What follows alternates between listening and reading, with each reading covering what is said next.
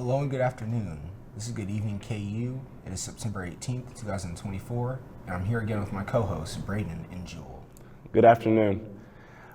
Today, we have an interesting lineup for you guys. We'll be talking about the recent Diddy indictment case. We'll be talking about the recent Chiefs win over the Bengals. We'll be talking about weather with our anchorman, Emma Coffey, and we'll also be going into topics such as student housing and how crazy parking has gotten. Yeah. So I understand you live off campus, right? Yeah, I do. Mm-hmm. So what's it been like trying to find parking when you're on campus? That's the thing, man. You cannot find parking anywhere on campus, right? I pull up to the rec and there's no spots at all. Really? Yeah. And I also heard they're handing out tickets like crazy. Dude, man, like candy. I kid you not. Last year alone, I probably had over $300 in parking tickets just because I was late to class or missed the bus. Really? Yeah.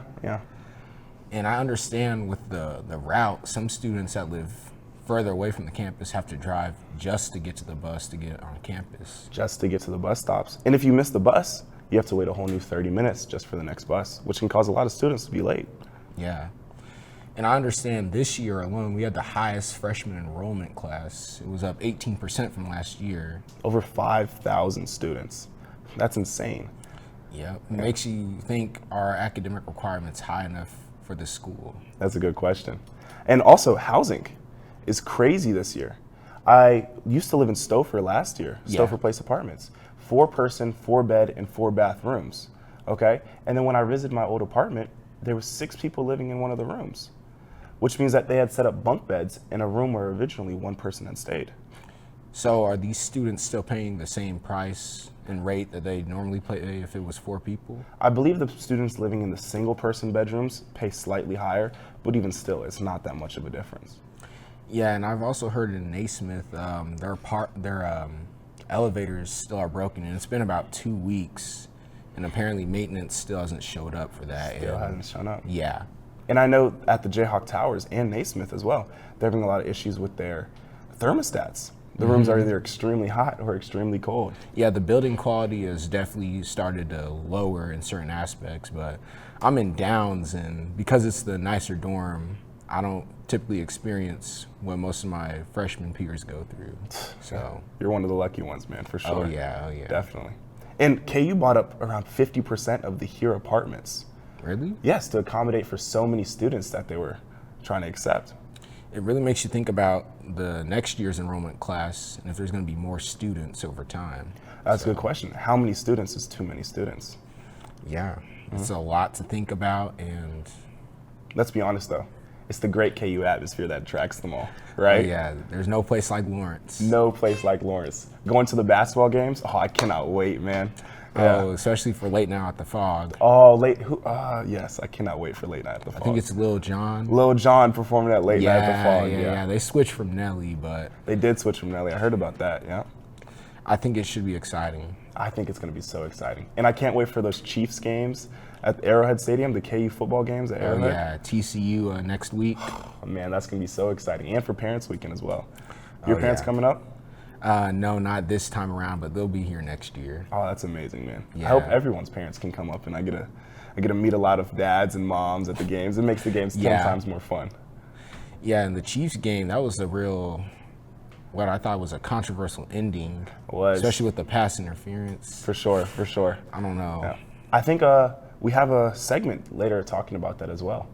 Yeah. Yeah, it was a real interesting game, and the Chiefs, everything's moving in the right direction. And then with just KU football as a whole, that game, it was a disappointing end. But I know with Coach Leipold, they could bounce back and put together a good season. What about you? Dude, man, I believe in my Jayhawks so much. I think we got off to a slow start, but I know we're going to bring it back up 100%. Well, that is all we have today for our host segment. We'll be going to commercial break. From adversity, we rose. We made history and became pioneers, voyagers, champions, Jayhawks. And when our chant rises, haunting and hallowed, Jayhawks are telling the world what's near. victory. Welcome back to Good Evening KU. I'm Emma, here with two of the newest members of our crew, Maddie and Kiri. Girls, welcome to the show. Thank you. So can you kind of tell us where you're from, what your major is, and start us off? I'm from Cheyenne, Wyoming, so it's a bit of a ways, and I'm majoring in journalism and film. All right, what about you, Kiri? I'm from Tulsa, Oklahoma, so I'm about 4 hours away. So Okay. it's not too bad. That's not too bad. I'm also from Oklahoma, Yeah. so kind of got that kindred spirit a little bit. So why exactly are you two doing this show? I was told a lot that you need to take advantage of the opportunities that you're given, especially as a freshman and just like going forward. And I have a lot of interest in this field, and so I figured I'd like take whatever opportunity I could get, and this is what I got. Yeah, same here. I feel like they really drilled it into our heads this year, especially. I'm a sophomore, so I wanted to get more involved, and I feel like recently I've been hearing a lot about getting involved and like taking advantages of all the opportunities that the J School gives you. So that's a big part of the reason why I wanted to kind of get more involved and do this. Yeah, well, Good Evening KU and Media Crossroads is definitely the platform to get involved. Speaking of which, do either of you know like what kind of roles you're looking for on the show? Would you like to be on camera, off camera? What are you kind of looking to get out of it? I prefer to be off camera personally. I'm a sports media, that's my concentration, and so hopefully someday I'll do playmakers, but I'd really like to do cameras, and I'm kind of interested in more production stuff, so. Yeah, very cool. So I'm interested in both. I kind of want to do a little bit of both and kind of figure out which one I want to work more with. This is kind of what I'm trying to figure out. Well, it's definitely the platform to do it again. You get to do literally everything here. So kind of the big question, why are you here at KU? Oh gosh, I'm the original, the reason I looked at KU in the first place is because my favorite soccer team is Sporting Kansas City. And so I was like, oh, it's right there. But it has a great sports media program, and I like the vibe, and the campus is so pretty, and Yeah, very valid points for sure. So I wanted to go out of state. I did not want to go to OU or Oklahoma State. I really just wanted to go out of state. So KU was affordable for me, and it had just program-wise, it had a really good, I knew I wanted to do something with journalism in this program, and this was stronger than the other schools I was looking at. Yeah.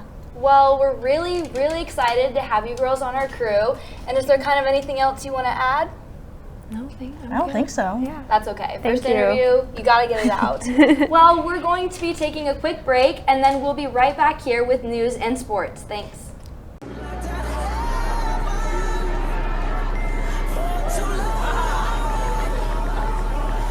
think I'm gonna go soon. Yeah, it's getting kind of late. We should go soon. I'll order an Uber. I'll just drive us.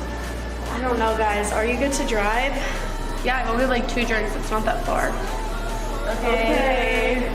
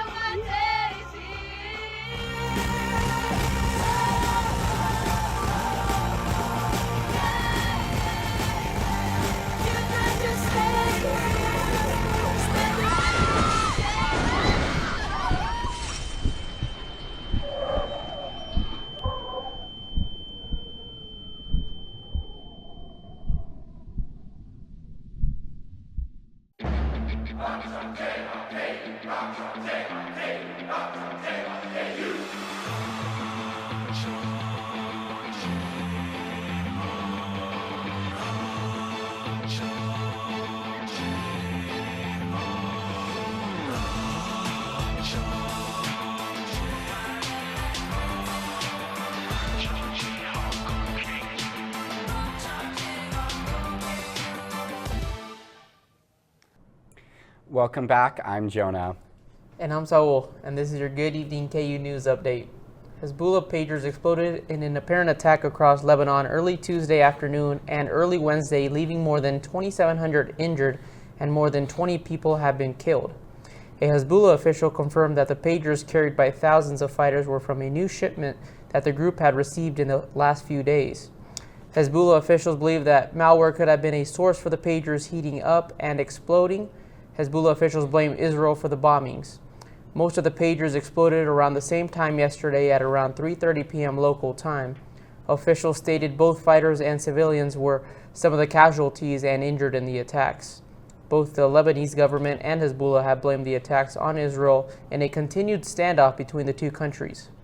Former President Donald Trump faced a second assassination attempt this weekend at his Mar-a-Lago golf course in Palm Beach, Florida. The attempt was unsuccessful, but was the second use of political violence in this election cycle. The assailant was arrested and found with an AK-47 while the former president remained unharmed. The suspected gunman in Sunday's assassination attempt on former President Donald Trump has been charged. Ryan Wesley Ruth appeared in a Florida federal courtroom yesterday, facing 2 federal gun charges as well as possession of a firearm as a felon and an automatic weapon with an obliterated serial number. Ruth did no plea to the charges and was ordered to return to court on September 23rd for a pre-detention hearing. Bad Boy Records founder Sean Diddy Combs was indicted by a federal grand jury on multiple charges alleging he helped run a sex trafficking enterprise. Combs was arrested in New York City Monday evening, and his lawyers proposed he be released on a $50 million bond to home detention with an electronic monitoring system. Prosecutors in New York's Southern District claim that Diddy and associates lured victims into the star's presence and coerced them into forced sexual acts with sex workers. Combs is being charged with racketeering, sex trafficking, and transporting prostitution, according to his lawyer Mark Agnifilo. Now in sports, the Kansas City Chiefs squeezed out a 1-point win over their rival, the Cincinnati Bengals, this weekend at Arrowhead Stadium. This comeback win strengthens their case as the top team in the AFC. Patrick Mahomes and the Chiefs will continue their campaign in Atlanta as they prepare to take on Kirk Cousins and the Falcons this Sunday. And that will wrap it up for today's news brief. For more in sports, we'll toss it over to Grant and Sam. Thank you. I'm Sam, and I'm itching to talk about this Tua injury. Last Thursday, the Bills traveled to Miami to take on the Dolphins and their high-powered offense. That didn't last long, though, as the score was already 31-10 in the third quarter when Tua scrambled for a 6-yard first down, hit his head, and got his third confirmed concussion in his career. This is a huge deal for the quarterback, who is only in his 4th season. Many fans and former players believe he should retire to preserve his health and make sure his brain can stay healthy. When Tua hit his head, he fell to the ground and his hands were up in the air, making fists and awkward finger stretches.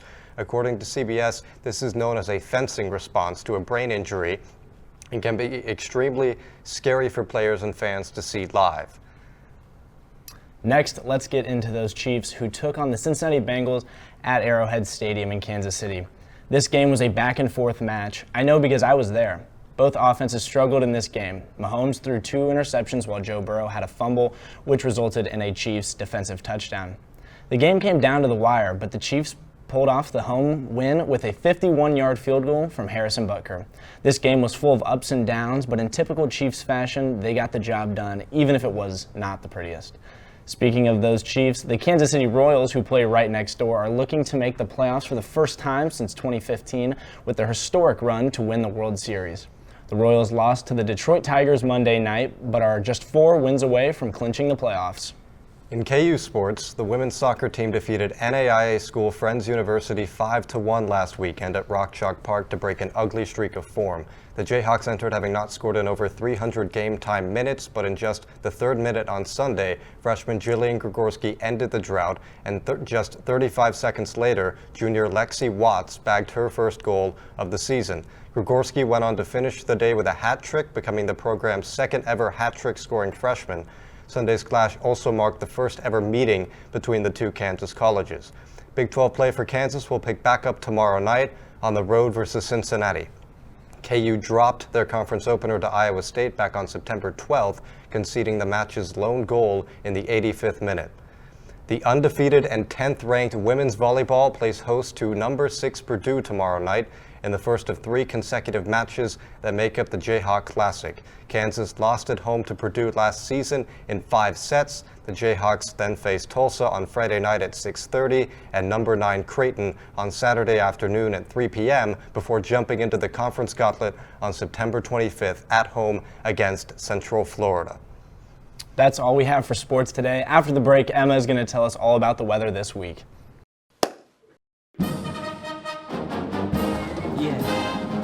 Yeah, I always just clap at this part. This is where everyone's talking amongst themselves. Do you know how to do it? Do you know how to do it? Are we supposed to smile? When do we start?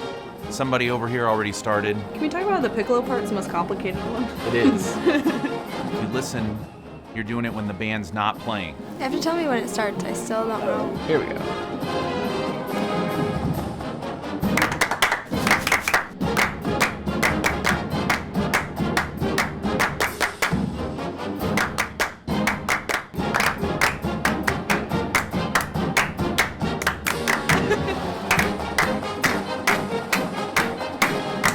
Just clapping now.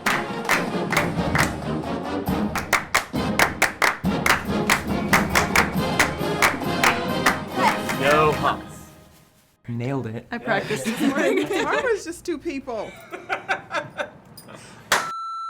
It has a right and a wrong way of doing it.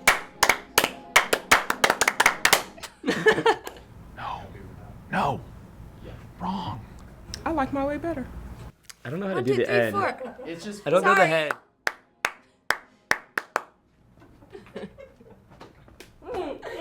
It's hard by yourself.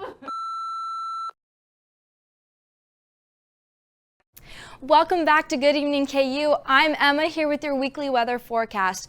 Well, Jayhawks, we have some good news and some bad news for you. The bad news is this kind of nice, cool, not too hot weather that we've been having so far this week is sadly going away, and it won't be coming back for quite a while.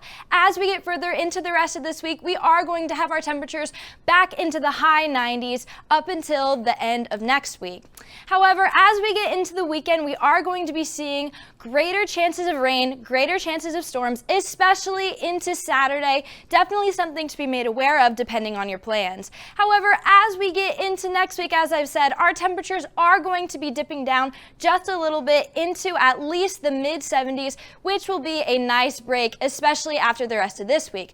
Taking a look at our current temperatures here in Lawrence, we are currently sitting at about 86 degrees, and it's pretty much the same everywhere in surrounding areas. Down in Ottawa, we are at about 90 degrees, but everywhere else it's pretty similar. 89 over in Kansas City and 87 over in Topeka, and up in Leavenworth we're sitting at about 88 degrees. Taking a look outside, a gorgeous view over our reconstructed football stadium.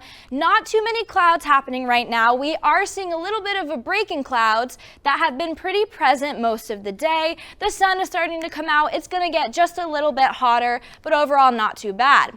Currently we are sitting at about 86 degrees. Once again, sunny skies, but we are facing some stronger wind speeds at about 15 miles per hour. The humidity has dipped just a little bit from last week, currently sitting at about 49%.